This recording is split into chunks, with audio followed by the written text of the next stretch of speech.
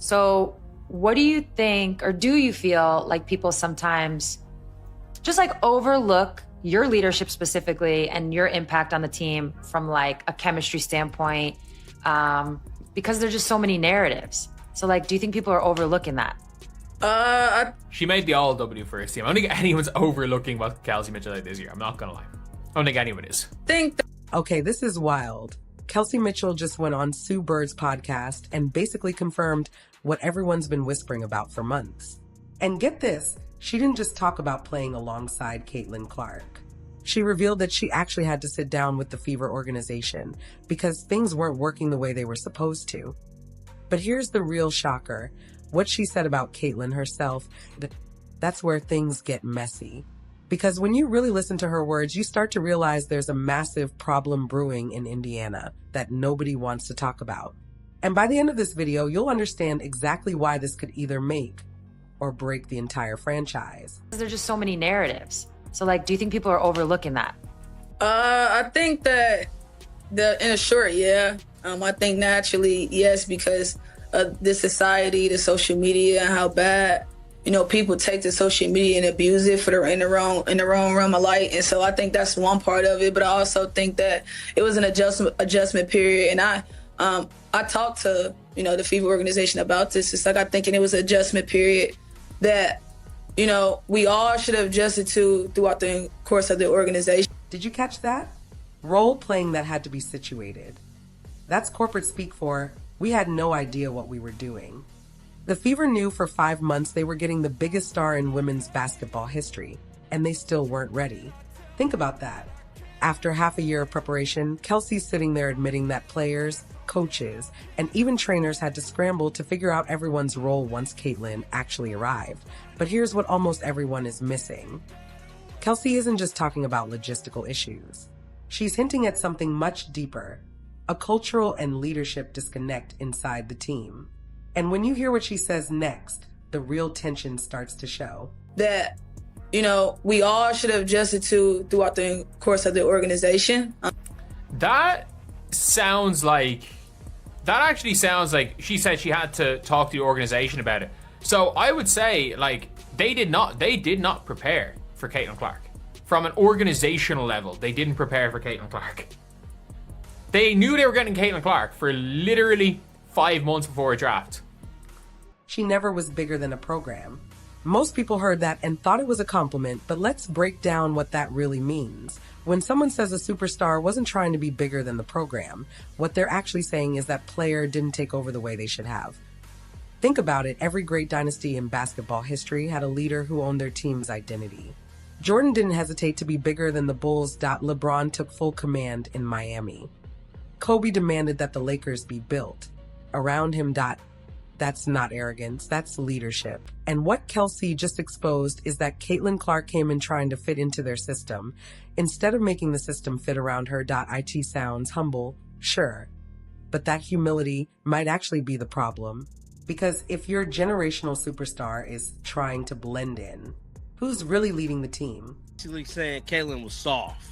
Basically, she never put her foot down and tried to override. That's what I'm thinking she going into, but I could be wrong.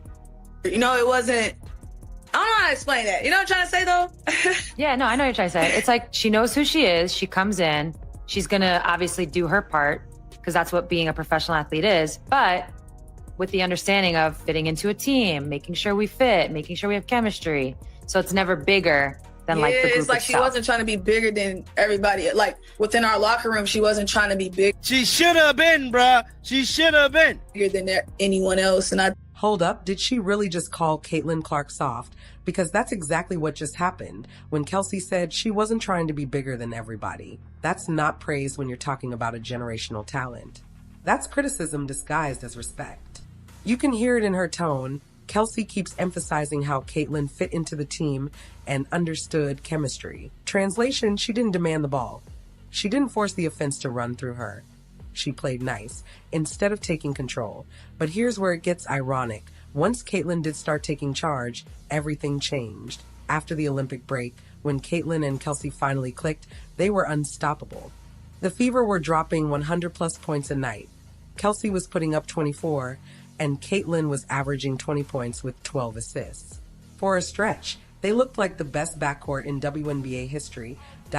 So, what changed? Sense, but like, it wasn't like she wasn't trying to take over. You know, it wasn't. I don't know how to explain that. You know what I'm trying to say, though? Yeah, no, I know what you're trying to say. It's like she knows who she is. She comes in. She's going to obviously do her part because that's what being a professional athlete is. But with the understanding of fitting into a team, making sure we fit, making sure we have chemistry. So it's never bigger than like the group it's like itself. She wasn't trying to be bigger than everybody. Like, see, because she know Caitlin is comfortable with who she is. She knows she the biggest thing moving and smoking. Like, she don't have to come be arrogant. She's not an arrogant person. So she's not gonna be that way with you guys. But y'all need to play y'all. And there it is, she kept the program. The program. Notice how Kelsey keeps using that word. Not team, not family, program. Like Caitlin, she joined some well-oiled machine that she had to respect. Except, let's be real, the Fever wasn't a dynasty. They hadn't made the playoffs in years. Kelsey had been there 7 seasons without getting past the first round. So, what program was Caitlin supposed to protect? This is the classic psychology of veteran players who feel threatened. They disguise insecurity as loyalty.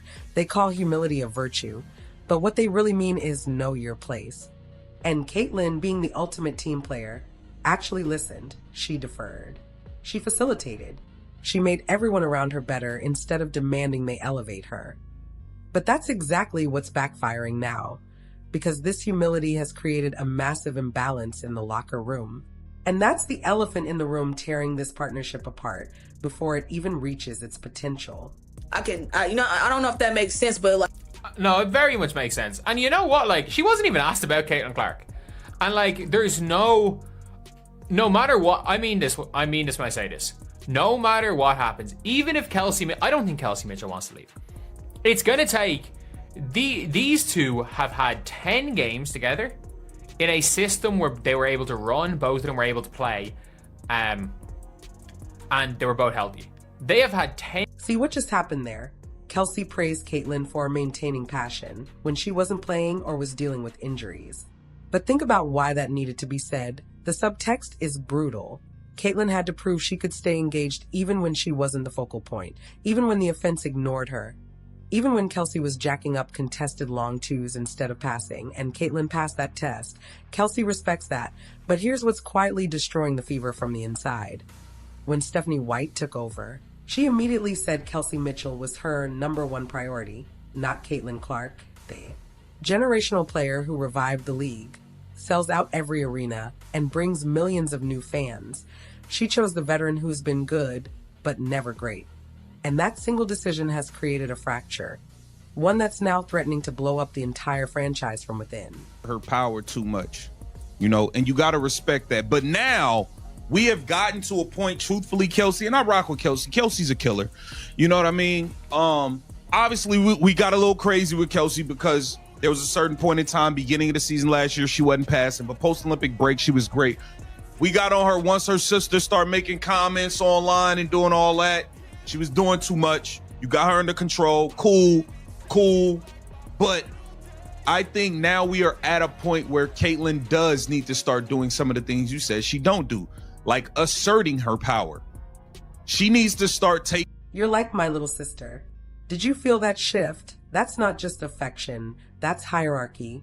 Big sister, little sister, veteran, rookie, the one who teaches, and the one who's supposed to learn. Except here's the problem. Caitlin Clark isn't just any rookie, that she's the most accomplished player to ever enter the WNBA. She broke every college basketball record that mattered. She's already better than Kelsey Mitchell, and everyone in that locker room knows it. But the Fever's entire structure is built around pretending that's not true. And that right there is classic organizational dysfunction when a franchise lands. A transcendent talent, you don't force her to adapt to your outdated system. You blow the system up and build something new around her. Golden State didn't tell Steph Curry to fit in with Mark Jackson's offense. They hired Steve Kerr and revolutionized basketball. The Lakers didn't tell Kobe Bryant to respect the veterans. They traded Shaq and handed him the keys. But the Fever, they're trying to have it both ways. To keep their comfort zone and harness Caitlin's star power, and that never works. feeling this. You talking about a kid in the candy store? That's Caitlyn. Yep. Tutu, she is, but in a good way. She's a live light. And she her personality shows in her game, and it's dope for her. Guys, Now, in your going locker back to what I was saying in the beginning, man, with the media, and Kelsey Mitchell be sneak dissing, bro. That was kind of a sneak diss because you would think she basically letting us know, like, you would think Caitlin Clark is not bigger than the system. Caitlin Clark just come in and play her role. Caitlin Clark need to go there and be the LeBron, be Michael Jordan, be Kobe, aggressive, give me the ball. She's claiming basically so many words. Caitlin ain't doing. Now here's where it gets complicated because Kelsey isn't wrong about everything. She's right that Caitlyn needs to be more assertive. But the real question is why Caitlyn isn't assertive enough. And it's not because she's soft or scared, it's because she's trapped in an impossible situation. Think about it. Caitlyn played injured for most of the season. She was hurt from opening night, but kept going because her team needed her. Meanwhile, Stephanie White's offense doesn't even play to Caitlyn's strengths. Kelsey is taking shots that should go to Caitlyn.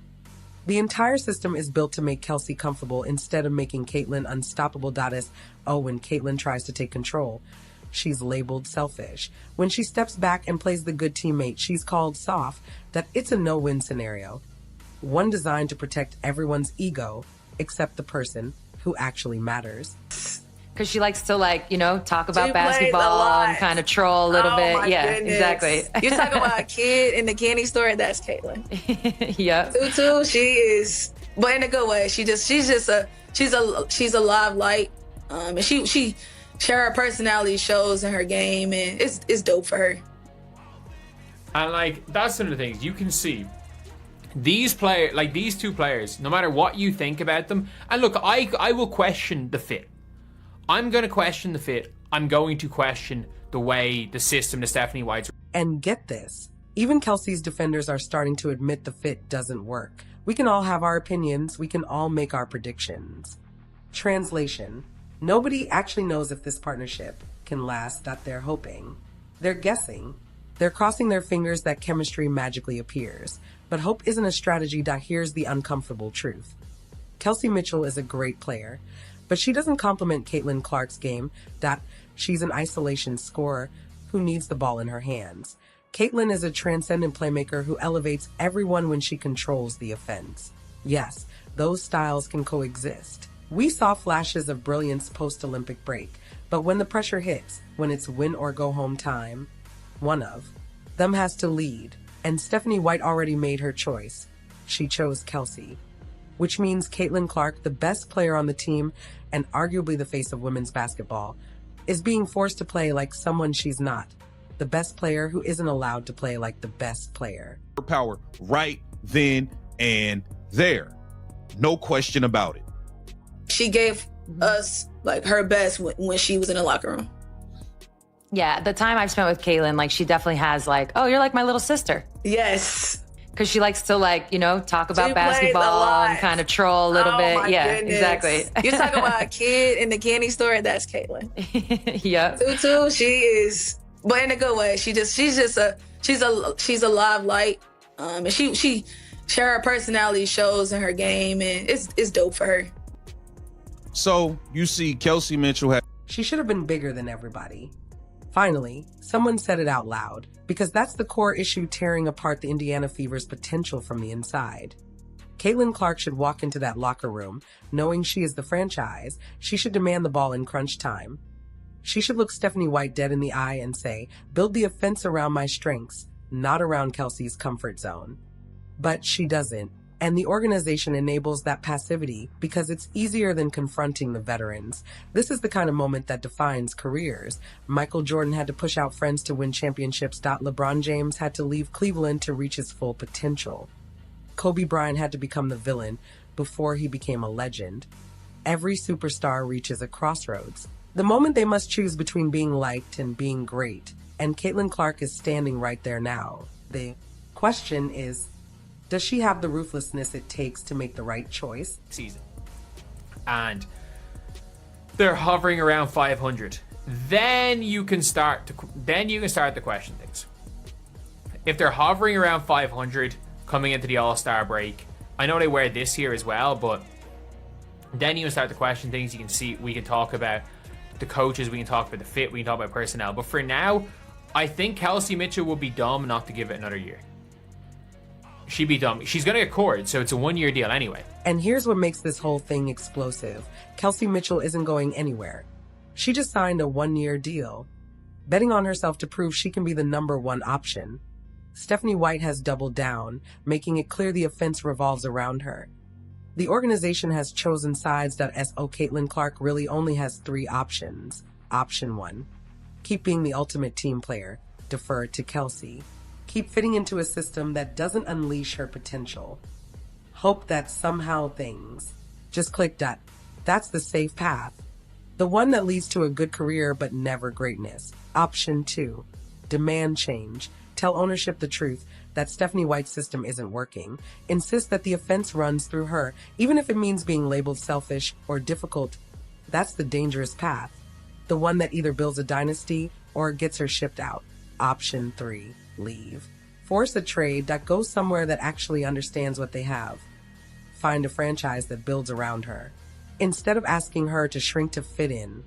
And honestly, after hearing Kelsey talk about her like a little sister who needs to learn her place, that third option is starting to look better every single day.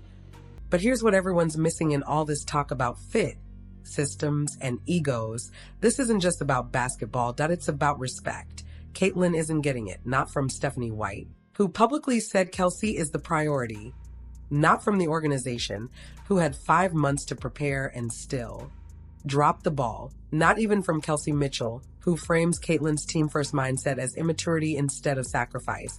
And here's the truth, you can only disrespect greatness for so long before it walks away.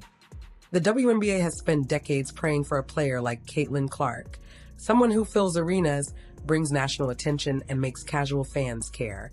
And now that they finally have her, they're treating her like she should be grateful for the opportunity, instead of realizing that every single team in the league would trade their entire roster for a chance to build around her.